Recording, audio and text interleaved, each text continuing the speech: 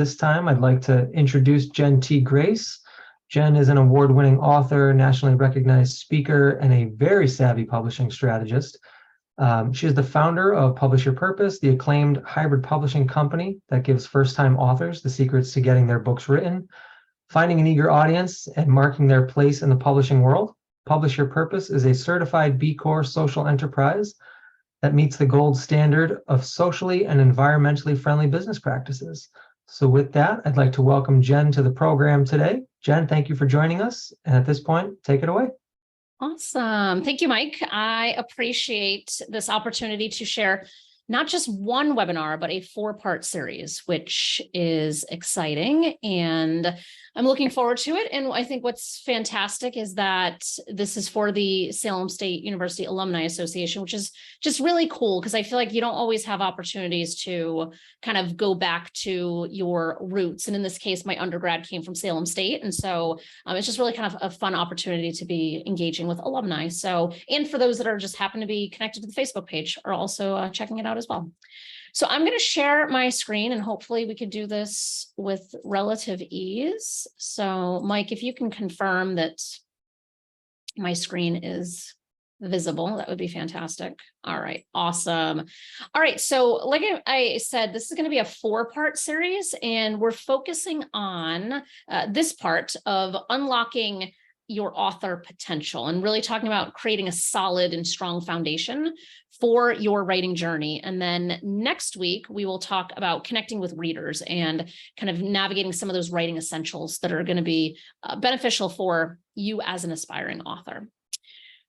All right, so I want to just preface this conversation with the simple idea that being ourselves is the best approach we can possibly take when it comes to putting our content in the world, whether that is standing on a stage and speaking, whether that is writing it in a book, whether that's having a conversation with a friend.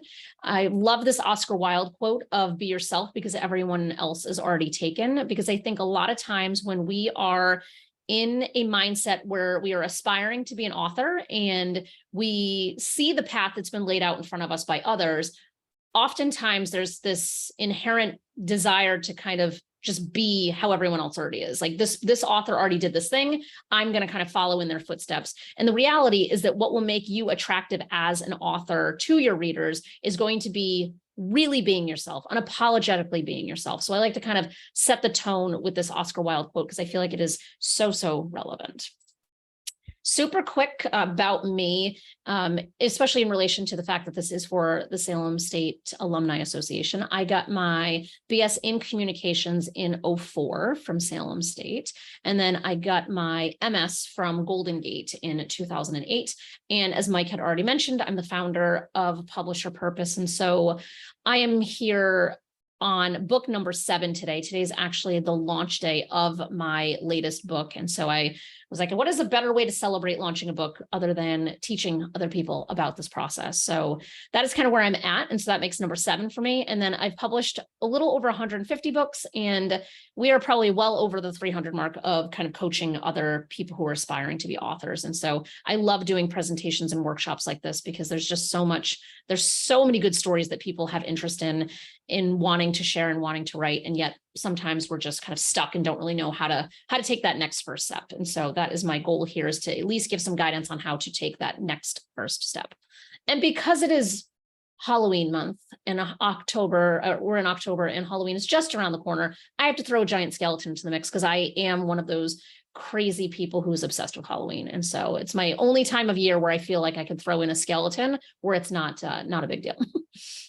And as I mentioned, this is my new book. It is out today, which is super awesome. It is only $3 on Amazon if anyone's interested. I'm trying to make it accessible. If anyone wants to take a look at it and you don't have the economic means to do so, I'm happy to send it to you for free as well. All right, so this is our 4 parts that we're going to cover today. So I want to dive into discovering your purpose, vision, and impact as an author. Then we're going to talk about setting personal, professional, and business goals for your book, cultivating a resilient author mindset, and then establishing accountability in your writing process. These 4 pillars, if you will, to me are kind of the fundamentals and the foundation of knowing where to start with writing. Because I think a lot of times when we think about writing a book, we immediately think about the actual art and craft of writing, where we think about just kind of sitting down and getting it done. However, it really starts well before the sitting down and writing, because when we have some of these anchor points built into what we're doing, that writing process becomes a lot easier because we have certain tools and resources that we can kind of lean into as the going gets tough, because it inevitably does when it comes to writing a book. Even my book number 7 being here today, it did not come without a whole host of ups and downs through the process, both from just a logistical standpoint, but also an emotional standpoint. It's just kind of the nature of the beast. So the more prepared we can be for that, the better off and the more chances of success we can all have collectively. So discovering your purpose, vision, and impact as an author. I am going to encourage folks, because I know we have a couple folks live and then there's a couple folks watching, and then this is also available on replay. So I am going to do this as if I'm not talking to folks live, but if there are questions that kind of come up, please just, we can put them in the chat and I will answer them. So when we think about discovering our purpose, it's not just our purpose, but it's also the vision that we have for ourselves as an author, but also our book as well, and what that impact is that we are going for as an author. So when we think about that framework, what I want to just kind of throw out some questions for you to kind of think about are, for you, what does personal storytelling look like? Everyone might define this a little bit differently, but if we think about books and we think about authorship, whether you're writing a nonfiction book or you're writing a business or leadership book, or you're writing a memoir, we want to really be thinking about our personal story and how that is intentionally woven into the framework of what we might be writing about. If we look at the books that are successful, they tend to be books that are woven very intentionally with the author's personal narrative. So that way there's a deeper connection between the author and the reader. And when we have that deeper connection between the author and the reader, there's better opportunities or more opportunities for additional engagement. So it's maybe someone reads your book and they're like, wow, I really resonate with this person's story.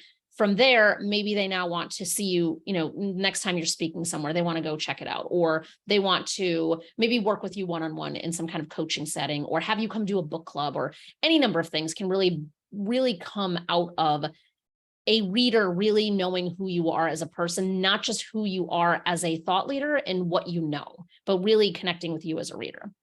Everyone might answer this question a little bit differently of, how are we defining personal storytelling? But why is it important? I really kind of just hit up some of these points already. It's important because it's going to connect your reader to you. And we want long-term engagement. We don't want it to just be a book that you write, people are like, I could take it or leave it, and then they don't do anything with it. If the goal is to create an impact, we want to really think about how we're going to make that impact. And so how can it impact your life? So we have to think about the impact of your readers' lives, and we have to think about the impact of your life. And as an author, there's a lot of impact that can happen when we think about what does authorship come with? It comes with some elevated level of status in some settings, not all settings, but a lot of settings can really kind of prioritize someone being an author. We can think about how it just makes you feel. It could be a lifelong dream, a bucket list item, something you're checking off the list of like, wow, I've always wanted to write a book and I've never really known how I'm going to do it. And that impact of just your confidence level can be there. But then the impact on the reader and how much they can benefit from the work that you're sharing, how you can shortcut some process for them that they may have otherwise not really known how to tackle. And when we think, going back to the quote of be yourself because everyone's already taken, we think about how often as authors, we might say things like, well, someone else already wrote a book like this, or someone else just published a book that's exactly like mine. I assure you, even if the content feels very, very similar, it's still through your lens, your lived experience, your framework. So even if the topics look very similar on the surface, it's still not your book until you publish your book. And so that in itself can have a lot of impact on your readers, because someone might resonate with you differently than they might resonate with me, differently than they might resonate with Mike. And so we want to just really be intentional about your personal story leading front and center with those that you are trying to impact. And, why we share stories, I think sharing stories is one of those things that I think we often just take for granted. If we look back in all of history, so much of history is passed down through stories. It's passed down through families and generations. There's stories that are passed down. And if we look at just from a data-driven standpoint, people remember stories a lot more than they remember facts. And so if you're trying to get a point across and you want somebody to really remember what your point was, just rattling off a bunch of statistics is not going to be the way to get there. It's going to be through sharing some kind of impactful story. And then, why do we sometimes withhold stories? That can be kind of an interesting balance and an interesting dynamic as it comes to, or as it relates to writing a book, because one of the things that happens in the book writing process is that we get really anxious and really nervous about sharing a story that might feel like it's too exposing. So if we're talking about writing a memoir, for example, there's a whole host of stories that are probably really exposing, and you might be really concerned about possibly sharing them. But you might be writing a nonfiction book, and maybe there's some client disaster that occurred, and you want to kind of write about it because it'll help further the points that you're trying to make in sharing it with others. But you're a little bit nervous because now if you're sharing that client disaster, it's showing that you're not perfect and that that you don't have all the answers. And the thing that readers are really looking for is someone who is just real. I don't want to say authentic because I feel like that word is wildly overused, but someone who's just a real human who experiences real situations, who is not perfect. That's who readers really, really resonate with. And so as authors, we don't always have to be the all-knowing, all-seeing answers to every single possible question that could possibly exist.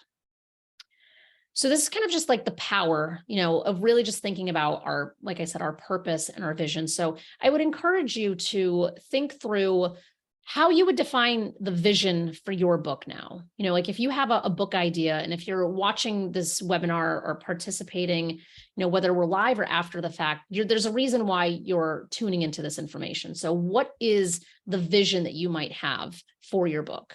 And what I often tell people to do is to create a purpose statement. Just a single, one sentence, I'm writing this book because, or I'm writing this book to accomplish, or I'm trying to impact people's lives for XYZ reason. Like just really think through what that purpose might look like. And so some folks have a difficult time finding their purpose. So there's a series of questions that we can ask ourselves, starting off with, why are you writing this book? Why? What is it about this book that's important for you to be writing? If I think about my book, my new book, which is a step-by-step guide to write, publish, and grow your big idea, the reason why I wrote it is because I wanted to make the information accessible. And if I go deeper and say, well, why did I want to make the information accessible? What I know from my own website, the downloads that we have, the lead magnets that we have, all these different kind of marketing things that are on our website, podcast, blog post, you name it, it's a lot of information and it's overwhelming. And so trying to make a book accessible and not overwhelming was important to me. But if I go even deeper and ask myself why, again, like, why is that important? And for me, it's because stories matter. The ability for people to get their story out matters, regardless of what format that might be, whether it's a book, whether it's a speech, whether it's a book club, whether it's in front of a group of friends, an open mic, whatever it might be. Having the ability to freely share your story, I think, is an important thing. And knowing how to actually do it is important and valuable. I could keep going deeper and deeper and deeper and just asking why and why and why, like a very curious toddler who is just wants to know all of the information in the universe. Like why? So you want to ask yourself why as many times as it takes to get to the root answer of why writing a book is important to you. The reason for having this information is that it helps us center ourselves when we have those moments where we're actually actively writing and we say, why on earth did I decide to do this? Let me go back to the purpose. Let me go back to why, like my actual why. Like, let me really reread that and see, is this still a priority for me? Because there are so many ups and downs and highs and lows in this process. asking yourself, why is it important to put your story in the form of a published book? So there's many different ways we can share a story. So why is it important to you for this to be in a book versus another format, versus a blog, versus a podcast, versus a speech? Why is a book something that feels important to you?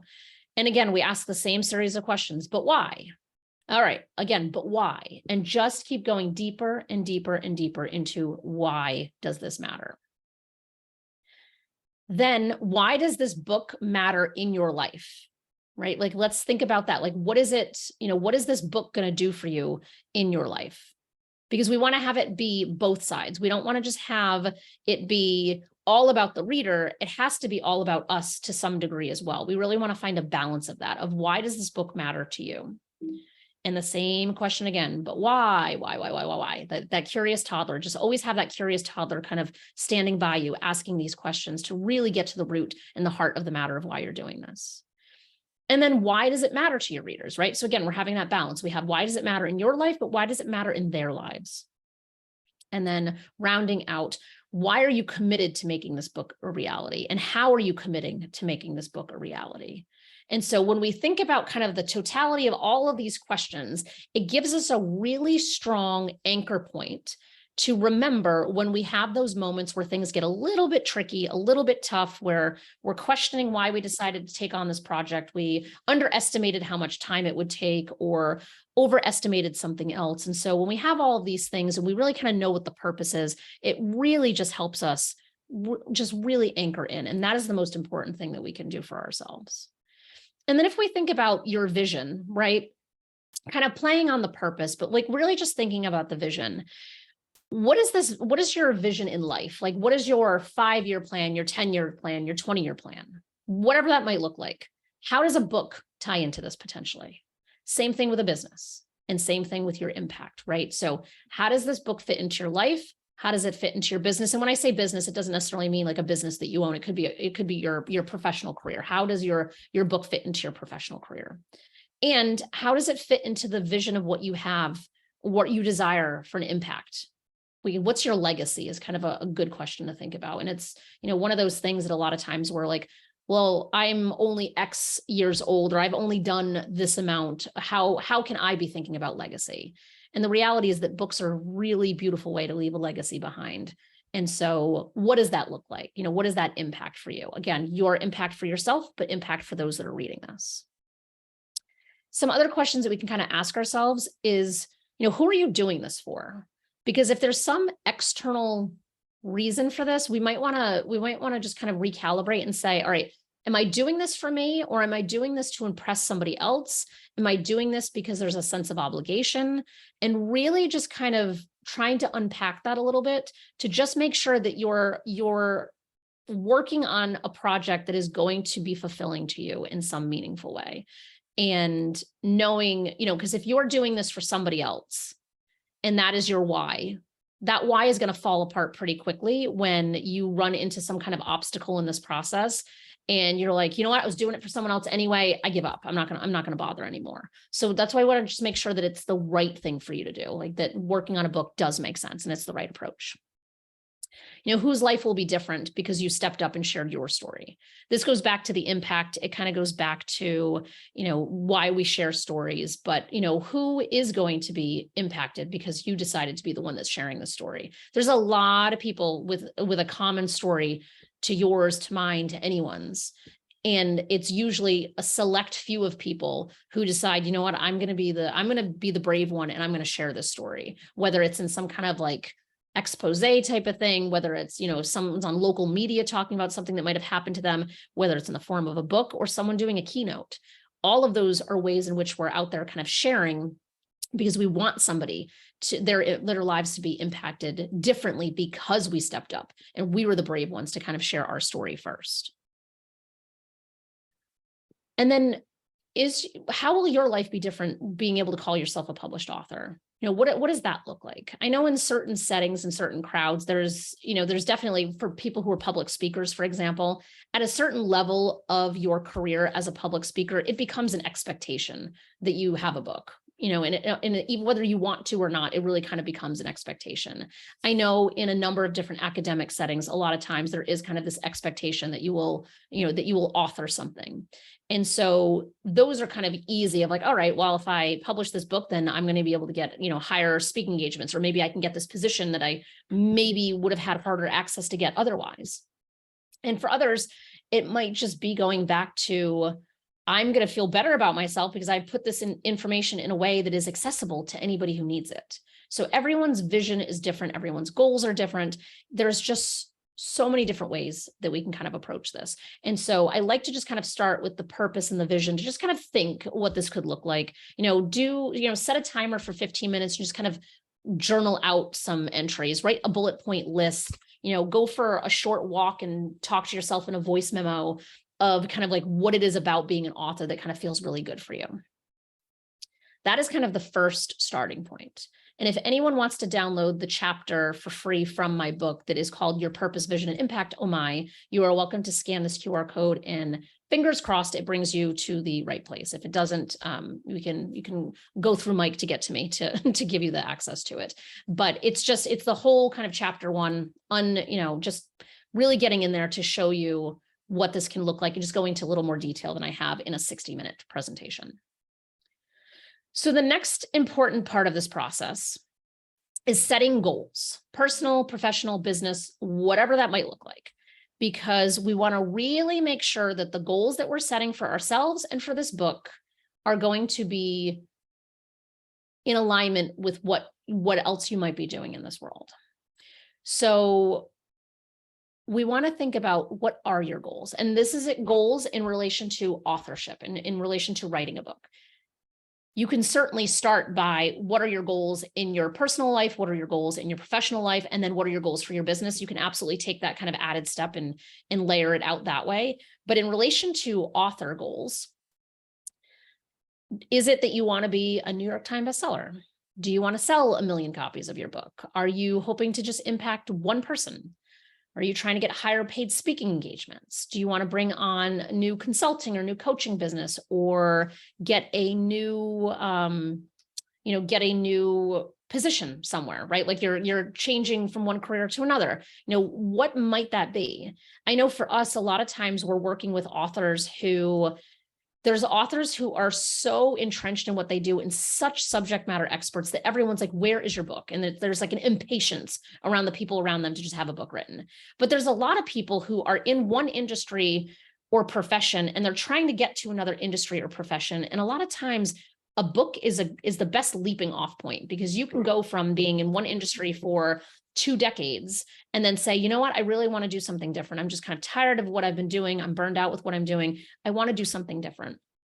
And if we can write and author that book that is in that space of doing something different, it puts you at a more even playing field with someone who may have, been in that industry for 2 decades, and you're just kind of new on the scene, and you're the one that wrote the book. And now you're kind of like equal playing field.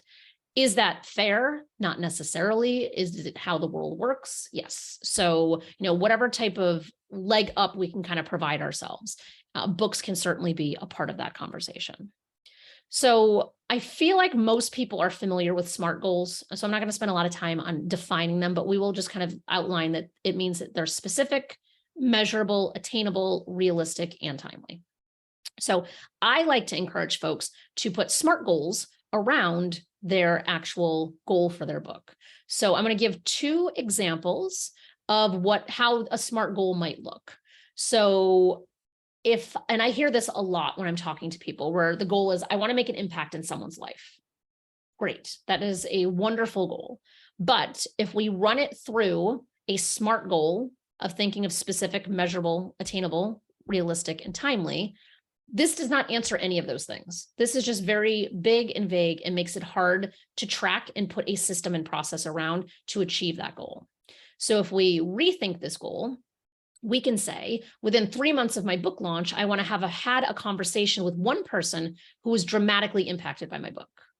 Now that basically says the same thing as the first goal, but it puts parameters around it to make it more achievable, because now we have this time-based, all right, within 3 months, That is a different motivation than just saying, hey, I'm going to publish this book and I hope that one day I make an impact in one person's life. That is so broad and vague and difficult. And even this goal could be refined even further. But just being able to say within 3 months and one person, that is my ultimate, is just one person. This could be within 30 days and 100 people. It really just depends on what your goal is. But when we have the clarity of those goals, all of the other stuff that supports this process has a place to land and it doesn't become disconnected and disjointed. Another example is a goal that I hear often is that I want my book to appear on a bestseller list. So there's so many different bestseller lists. There's so many different ways this can look. When do we want this to happen? You know, all of those smart objectives, none of that's answered here. So a different way of looking at it could be, I want my book to be #1 on the Amazon bestselling list in the business and leadership category within 1 week of my book launching. That is way more specific, way more measurable. It's more realistic. There's a time-bound nature to it, and it is attainable. So we just want to kind of, again, reframe how we're approaching our goals. Okay, what I'm going to sneak into this goal setting part of the process is thinking about writing spaces and routines. Basically, where and how can we take all of these goals that we've set? We have our vision, we have our purpose, we know what direction we're doing, but just kind of like making the space to kind of sit down and do something with this information. And having a writing routine is hands down one of the best ways to get ourselves into a rhythm to get the work done. So whether it's brainstorming about the work, whether it's the actual writing of the work, all of that comes into play. So questions that you can ask yourself are, while you're, trying to create the space, are you listening to music? Is there a certain type of lighting that is appealing to you? Is there a certain type of drink that you have nearby? I hear people talking about drinking tea or wine or water or any number of things. Is there something that just kind of gets you in the mood to just be at peace and have some space to create a system and a process to help you start writing? Is there some type of clothing? Sometimes people are like, I want to be curled up on my couch with a nice fuzzy blanket, dim lighting, and a cup of tea and listening to jazz music. If that's your jam, that's your jam. It could be yours, it could be mine. Everybody's a little bit different. And are there certain smells? Like, are you burning some kind of candle or incense or essential oils or, any number of kind of things? Because what this will do is it'll start to program our brain that when we're listening to this type of music, or when we are drinking a certain beverage, or when we smell this smell, it tells our brain, oh, I'm supposed to be writing right now. I'm supposed to be working on this book. And it takes time to develop. This is not something where you can do it once and then all of a sudden you have like this magic way to get through writer's block. That's not really how it works, but it is that consistent doing it over time. So for me personally, when I'm working on books, I do like to go to, the local coffee shop and just be listening to their jazz music in the background that does not have any words. So I cannot be distracted. I turn off my Wi-Fi and just the kind of that ambient noise of people around me. I like it because it makes me feel like I'm like forcing myself to be kind of more motivated than I might be, rather than sitting in my office where I cannot focus at my desk if I'm trying to do something that is not directly related to work. So for me, that works. Sometimes I will sit out on my deck, which also works, but there, it's just kind of the smell of fresh air. There's no candle burning, there's no specific lighting. And so we just have to get into whatever works for us, right? Like it just really comes down to whatever is going to work for us. All right. I'm going to put another chapter available. If anyone wants to download it, you are welcome to. Mike, are there any questions that have arisen yet? Nothing's come up yet. Okay, perfect. I will continue on. All right. So the next thing we want to talk about is cultivating a resilient author mindset. This one is such a big topic, but I want to kind of just share like a little bit of information around it. My entire first part of my book is about mindset. So it's 3 parts: mindset, writing, and publishing. The whole first part is about mindset because it's just so important. And resiliency is really important. I think that might be a word that's often overused as well. but we want to be like really resilient as we approach this process. So one of the things that we can do when we're in this space where we're like, okay, now I kind of have some goals of what I want this book to do for me, do for others. I have a vision. I know what the purpose is. I have kind of all these things laid out in different directions. When we think about our mindset, we want to kind of have a path that we're walking down, that we're a direction that we are headed in. And starting with the end in mind is one of the best ways to do this. And so what I encourage folks to do is go to your local library, your local bookstore, go pick, a website that sells books, wherever it might be, and find a book that inspires you. It doesn't really matter what that book is about. It just needs to be something that inspires you, where you can envision yourself having a book similar to this. So if you want to find a book that is in your space of the book that you're thinking about writing, fantastic. If you are, interested in reading, other people's memoirs, fantastic. Go grab one of those. If there's a book already that you love so much and you've reread over and over again, start with that.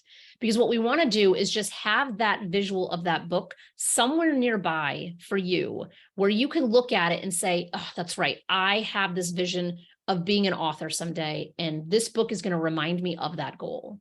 I have had a lot of authors who will basically, and this can look, like a third grade art project. There's nothing wrong with that. It's how I would, if I did it, it would totally look like a third grader did it.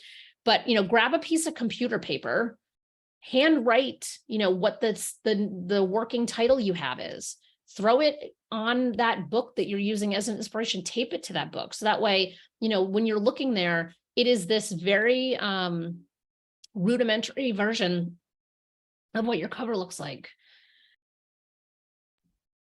And so, good grief. And so we can look at that and say, wow, that's what my book can eventually look like. And I've had a lot of authors who've done this, and some of them will use clip art from Word, and some of them will grab graphics out of Google.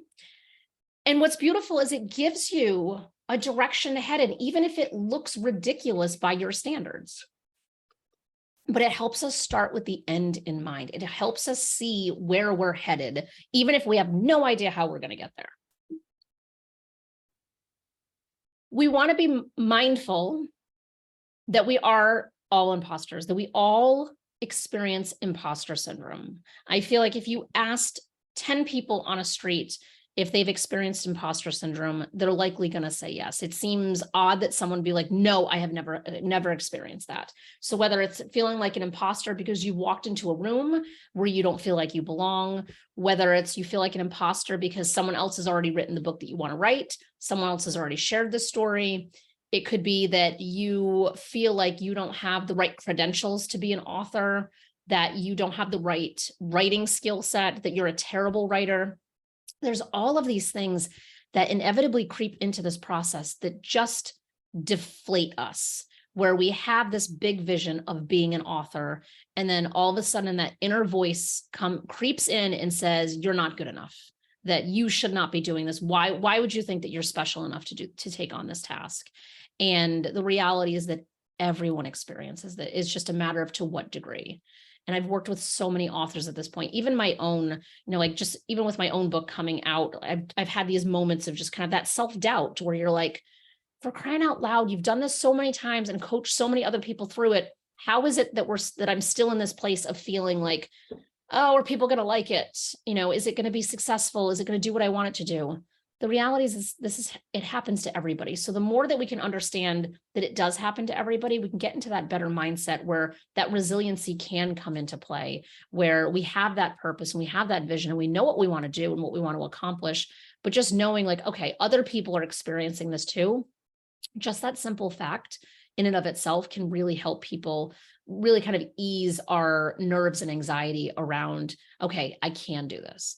Because putting a book out is a very exposing process, because you are putting all of your heart and soul in, your frameworks and your life's work in some cases in this book. And it's open for judgment. It's open for people leaving really critical reviews. It's open for people saying, well, who are you to write this? And it's not to say that those things don't come up and they don't happen, because they do. They absolutely do. But we want to just make sure that we're more prepared for when that does happen. And so just kind of having this base level of knowledge can be really valuable. Committing to yourself and just committing to this process can be incredibly valuable. I have this, which I'm happy to share. It's a document that's basically a commitment to yourself document. And I have folks write their name in it. I have them write their goal in it and put a date on it for when they're going to get this done by, and then print it out, sign it, and hang it somewhere. So I've had people hang it on bathroom mirrors. They've hung it on fridges. They've stuck it in the visor in the car, just to have that constant reminder of, I have made this commitment to myself to do this, to take on this task, to become an author, to write my story, to finally do this thing. And this is applicable for any major goal that we're trying to set for ourselves. And we just have to be committed to knowing that we can do it. And then the other thing that comes up related to mindset is fatigue. Author fatigue is a real thing. And I am personally in the throes of it, if I'm being honest, where last night I was like, I have no energy left. This book has taken every ounce of my being for the last, I started it in July of 2020. So it's been in the works for a while, but I've been in the home stretch for probably the last 8 weeks on this book. And it's just, you get to a place where you're just feeling really tired, and it's okay. That is the thing. And this is one of the things I was actually able to talk myself through last night, where I'm like, the finish line is close. It's going to be a celebratory day. We're talking about the stuff that we love to talk about. We're going to be in good shape. And then you can take a nap on Friday. So, it's one of those things that the fatigue creeps in during the writing process, especially when we're sharing our stories. So again, if it's a memoir, that is a whole other kind of can of worms, because memoirs are inherently emotional, because we're, typically talking about some experiences that have happened to us that might have been traumatic to us or impactful in our lives. And so reliving and recounting those experiences can be emotionally exhausting. But even when we're writing what feels like a very basic nonfiction how-to, like my book is very, very much a how-to book. It is a step-by-step guide.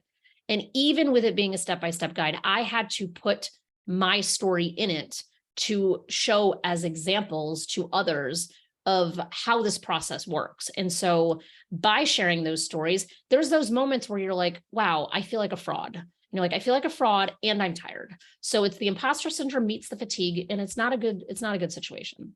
I have written in here somewhere where I was writing of, at the time of writing this, I'm questioning whether or not my editors, I'm wondering how my editors might judge me, what my editors are thinking about me from my writing style as I was writing it. And I had that line in there. And then it was funny because then the editors were actually commenting in the document of like, it's perfect. It sounds great. But it's like, even in that intimate experience between the author and the editor, there's those moments where you're still doubting yourself. And the fatigue just adds another element to it, where it almost feels like insurmountable at times. So if we know that the author fatigue is coming, and we know that it's a real thing that we have to be on the lookout for, when we have those moments where we're just tired, where we don't have it in us to write that day, to give ourselves permission to just kind of step back and say, all right, I can't, I don't have it in me today. I'm not going to do the writing that I set out to do today, which is not a failure. I'm just going to pick back up tomorrow where I left off, or I'm going to pick up a week from now. The goal is to just make sure that it doesn't, just get left off the desk and never comes back, but to give ourselves some time and space to actually process the amount of exhaustion that we might be experiencing related to this is really important. But it is all a journey. It is all a journey. So once again, another chapter you are welcome to get access to. This is about the mindset. Like I said, the whole first part of the book is mindset, but this one kind of goes into some of the details that we were talking about just now. The final thing I want to spend the last few minutes on is talking about establishing accountability in the writing process. So the accountability in writing, I think, is probably the most important thing for getting anybody across the finish line. And I think this is the case for literally any major goal. If you are running a marathon, you are, starting a new business or whatever it happens to be, having that accountability of someone that is there pulling you along the way or pushing you along the way is really valuable. So imposter syndrome creeps back in. It is just the nature of this beast. So we just want to be mindful of that. And when we think about accountability in writing, I have found that there are 3 people to have on your team that will be most valuable and most helpful. And so I started off saying this as a joke a number of years ago, where I would say, well, at any time working with an author, I'm a strategist, a therapist, and a cheerleader. And it started off genuinely as a joke. And then the more that I talked that through and the more I worked with people, I realized that there is a formula here where you want to have somebody that is going to be a strategy partner with you. Again, we're talking about books, but this relates to so many other things too, is just have that person where you can brainstorm with them. You can bounce ideas off of them, that they are that person who is going to help you accomplish that goal that you previously set, to say, all right, I see what you're trying to do here. Let's figure out how we're going to get there together. So having somebody that's very much helping you think through what to do is a valuable asset. Then having somebody who operates as a therapist, whether it's actually someone who you're, legitimately working with, whether it is a friend, it could be a life coach, it could be your partner. It does not necessarily matter who the person is. It's just somebody filling that role who will be there with you to tell you that it's going to be okay as you are missing a deadline or as you are having a meltdown because you realize that you haven't processed some story that you're trying to share, or any number of areas where you're just feeling low in this process. So if we have that person there, we can reach out to them to say, hey, I really am trying to get this chapter done this week. And for whatever reason, I am just stumped. I'm feeling tired about it. The fatigue is kicking in, and just having that person be a listening ear and be able to reflect back to you all the things that you already know and help you kind of recalibrate for the following week. And then the cheerleader is that person who is there by your side, cheering you on, making sure that you are hitting those milestones, hitting those deadlines, getting you across the finish line, and really just amping you up and pumping you up to get you through. If you can have these 3 people on your team, sometimes one person can operate as all 3. Sometimes it's 3 different people. Sometimes one person operates in 2 roles. It comes in many different forms and fashions. But the beautiful thing with it is that if you can identify who these people are, it can be really, really valuable, because then when you have that moment where you're just stumped on something, you can go ask your strategist, or you're having a moment where you feel victorious because you just hit the 10,000 word mark and you want to celebrate, you can ask your cheerleader for help. And so we just want to have those people identified, and they are not necessarily people who are professionals. It could really just be people in your life who already show up for you in a deep and meaningful way. The final thing in relation to today is also in relation to accountability is if this, then that. I find this formula to be so incredibly powerful when we know inevitably that something is going to interrupt what we were trying to do. And in this case, we're trying to write a book. And so writing a book takes time. It takes energy. It is not something you just do overnight. It's not something you crank out in a weekend. It really takes time and planning and methodology. And so we kind of already instinctively know what is inevitably going to come up and haunt us in this process. And so I'm going to give you 2 examples of how an if this, then that will play out. So basically, like, if this occurs in my life, then I'm going to do this as a result. The first example, because everyone gets interrupted by their family while they're trying to write a book, or pets, spouse, kids, in-laws, anybody. If I'm interrupted by my family, then I will schedule my writing time for when they're asleep, or I will leave the house to write. It sounds like a very basic thing, and maybe it sounds obvious, but if you take the extra step of actually physically writing this down, whether you type it into a document and print it, or you physically handwrite it somewhere, when that happens, when you are sitting on your couch and you've got all of your coziness around you that you've identified for your writing routine, you're like, oh, all right, it's peaceful. Everyone's asleep. I'm going to sit down and write.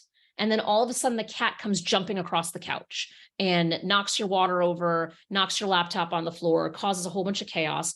The knee-jerk reaction for most of us is going to be aggravated, to be annoyed. Maybe we yell at the cat and wake up the rest of our family. Who knows what might happen? If we've got this already mapped out, we can refer back to it to be like, that's right. That's right. I knew this was going to happen at some point. I already put a plan in place for this. So instead of beating myself up now for not being able to accomplish the thing that I want to accomplish, I'm going to put a pause on it and I'm going to leave the house, or I'm going to put a pause on it. And then next time when I sit down to write, I'm actually going to sit down to write in someone else's house or outside or sit in my car, or honestly, the opportunities are endless. So I know for me, I've definitely spent many times writing in my car. And someone asked me recently, they're like, in your car? I'm like, yeah, you just sit in the passenger seat. You have more space over there. And they thought I was joking, but I legitimately meant it. So if the house is too chaotic and you really made a commitment to yourself to write for 30 minutes or an hour or whatever it might have been, just go sit in your car if you need to. Or if you don't have a car, go sit out, go sit in your driveway, your backyard, go to a coffee shop, just go somewhere. The point being is that you want to have this already planned out. So when it happens, it doesn't throw you for a loop and cause you to spiral. Another example, so the first example is a little more practical about kind of like when and where we're writing. But if I'm triggered by something from my past, then I will talk to a friend about it, or I will schedule time with my therapist. So having that in place too. So that way, when it happens, because it's not if it happens, it's just a matter of when something happens, you're like, oh, that's right. Jen told me that inevitably I was going to get triggered by something. I didn't believe her at the time, but now I'm seeing that it's actually happening. All right, now what do I do? Okay, that's right. I already mapped out that if that happens, I'm going to go talk to so-and-so about it. Or if that happens, I'm going to schedule this time with somebody else. Or if this happens, I'm going to send an SOS text to a friend to say, hey, do you have a few minutes? Just kind of talk me off the ledge right now. That's when your cheerleader and your strategist kind of come back into place too. So we want to have all of these things kind of built together, interconnected, because all of this in its totality, and again, we only have, an hour here, so I can barely scratch the surface of all of this, but all of this in its totality helps us find a starting point for this book journey. And it helps us have a strong foundation for the book journey, rather than just coming in here and saying, here's how to create an outline, or here's how to generate a whole bunch of words. Those are all impactful and they're all needed. But in order to actually see success in this process, we want to make sure that we're starting with a strong foundation. And this is going to be no surprise, but there's also this chapter you can download too. Anybody is welcome to access it. Like I said, a big goal with this book is just make this information accessible to people. So, giving away chapters, I'm in 100% favor for, because it certainly helps folks. So then next week, we're going to do part 2, which is going to be around kind of connecting with our readers, and it's going to be navigating more writing essentials. So we really kind of just moved from this mindset, foundation, anchor points. And then next week, we'll actually talk more about kind of the craft of, like how to, not how to use commas and punctuation, but how to really find a schedule and a way to approach the writing process that it feels easy and accessible to you, rather than sitting at a blinking cursor where you're panicking and don't know how to begin. That is not the goal that we're going for. So we'll talk a little bit about that next time. And Mike, I don't know if any questions have come in while we've been chatting, but if not, people are welcome to email me. That is my actual email address, which is dangerous to put on the internet, but there it is. So no questions have come in, Jen, but I want to take an opportunity to thank you. And I'm sure folks that are watching us here on Zoom or on Facebook, you have that email address and Jen's website. Feel free to reach out. And as Jen mentioned earlier, if you're more comfortable reaching out to me directly, feel free, and we can make that connection offline for you. But seeing no questions, Jen, I'd like to thank you so much for your time today. Look forward to connecting with you again next week. And I hope those that are watching here on Zoom and next week, or excuse me, on Facebook, will join us next week as well. Absolutely. Thank you for having me. I appreciate it. And I'll see you next week. All right. Thanks. All right.